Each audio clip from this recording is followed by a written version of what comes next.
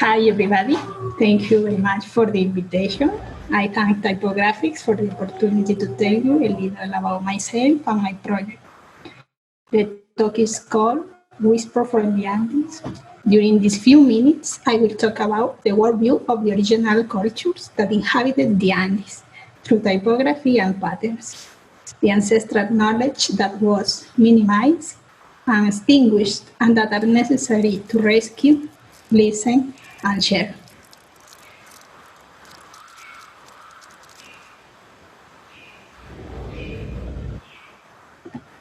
"16 years ago, I started the personal research project Visual Chronicles of the Abya Yala, to which I dedicate most of my time. That includes an immense curiosity, continuous learning, recurring visits to museums, talk with researchers, readings of Latin American books, and a lot of experimentation.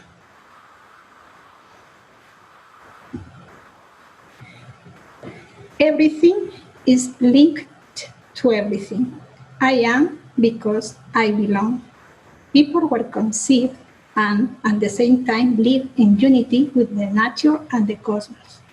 Everything that exists, people understood and respected as it, united to the existing whole. During the 16 years of the project, the results have focused on developing experimental and modular typographies, digbats, illustrations, and thousands of patterns to share ancestral knowledge through them. My goal is to contribute to the construction of a Latin American visual identity through the graphic universe I have created, to celebrate what we are, to amplify it, and to translate it globally. For you to understand my obsessive passion for what I am doing, I must show you where I come from and what makes me who I am. I was born in the south of Ecuador, in a city called Loja, but I spent my childhood in different places with my parents, places that would mark me in my future choices.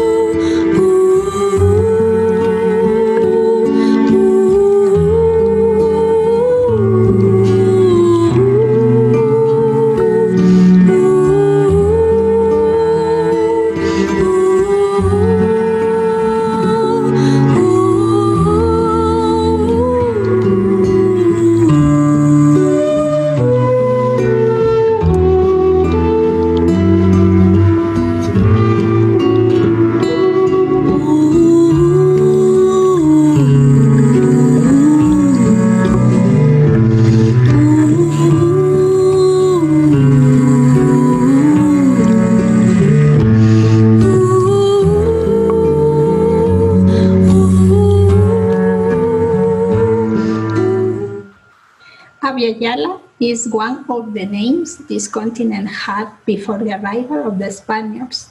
It means living land, blooming land. So in order to achieve the goal, what I was aiming for, I had to learn to look at what was in front of my eyes from another perspective. Now, I will show you a few experiments from the research project Visual Chronicles of the Abya Yala. Sara is experiment number 15. Sara is a Quechua word that means corn, and is the name of the experimental typeface that was born from the analysis of the visual signs of an arevalo. The arevalo from the Inca period were bottles that served to store and transport liquids. For this specific typography, we take the sign that represents corn and base, we will explain how our ancestors understood the cosmos.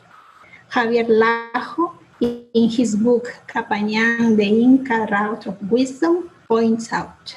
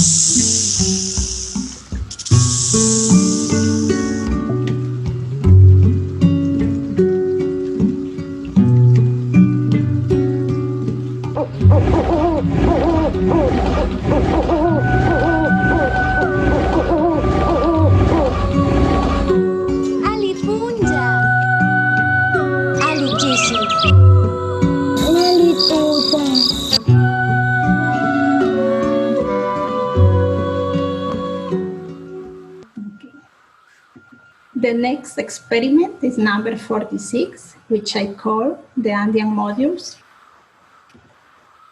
The modularity is the capacity of a system to be understood as the union of several elements that are linked to each other and that are in solidarity.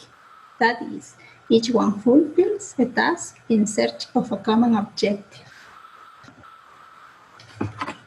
In 2014, I selected some of the project's experiments with native Ecuadorian cultures to compile into a book.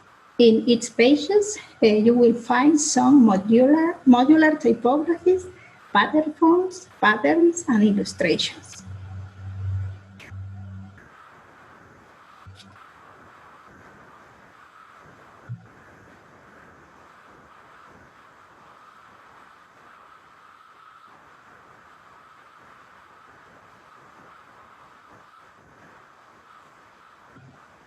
I selected one of the module systems resulting from the simplification of the visual signs of the several archaeological pieces to show you below. And through the use of processing and the font cell maker, I generated many combinations.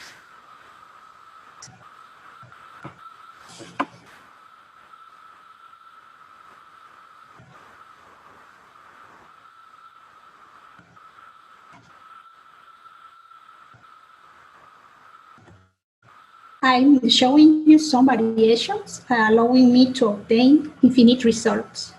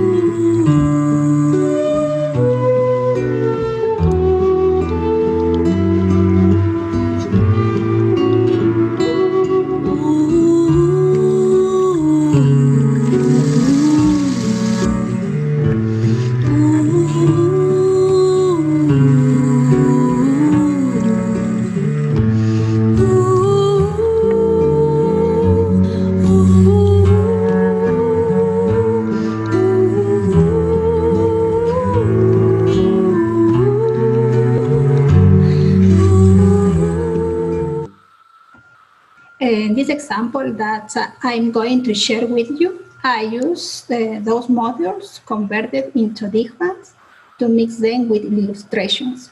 You can also see the union between modular typography and digbats. This page was designed for the guestbook of the Bolivian Poster Biennial 2017, when Ecuador was the guest country.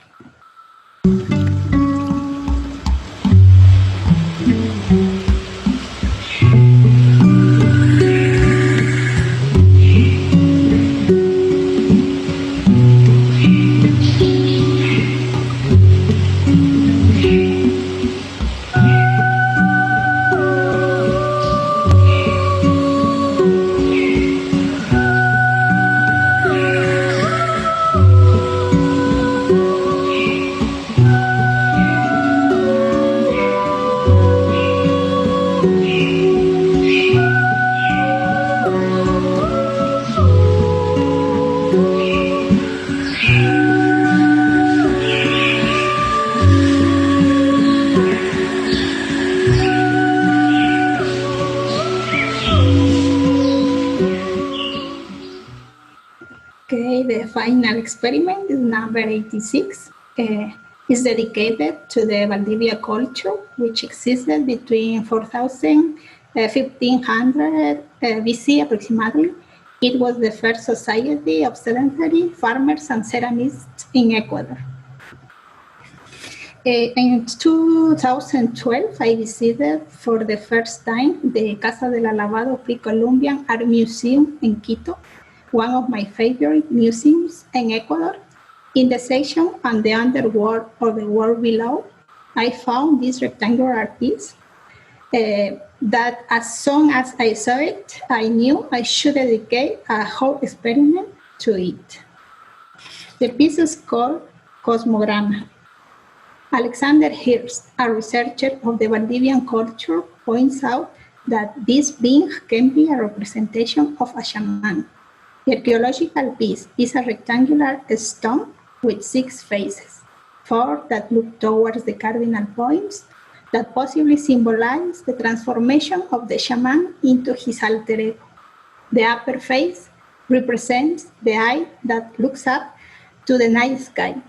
That is the transmutation of the shaman or astronomer priest into an owl, so that his spirit ascends toward the stars and reaches the world of the gods.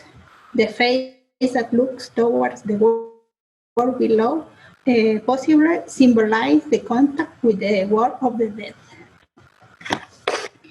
Based on the system of modules of experiment number 46, the piece cosmogramma was simplified, and the lower part of this individual was replaced with modules of the system and with alphabetic and numerical symbols.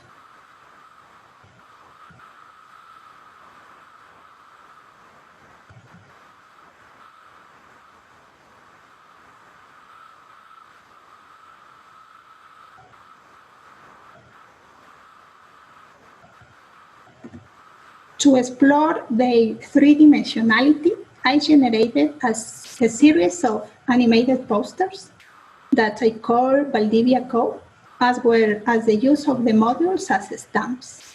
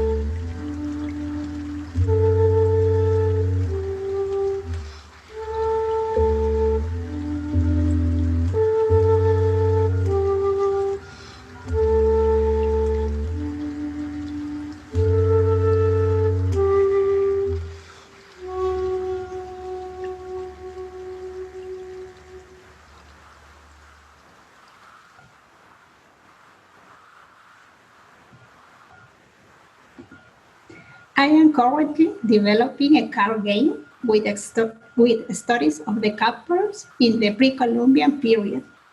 The one I show in these final images is the capture fought between Pacha Duchisela, the legitimate heir of the Kingdom of Quito, and Huayna Capa, the sovereign of the Tahuantinsuyo, from whose union was born Atahualpa, the last sovereign of the Kingdom of Quito, and some consider him as the last sovereign of the Inca Empire, but that is another story.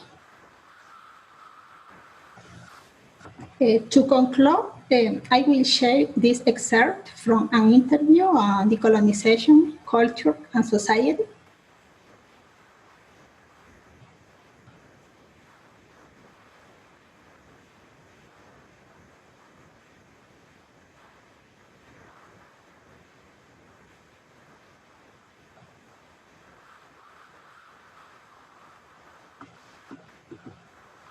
To learn more about the experiments on display, I invite you to follow me and Beyoncé on my social networks. And finally, thanks for listening. Special thanks to Mariela Condo, who, with her wonderful voice, accompanied us throughout this presentation.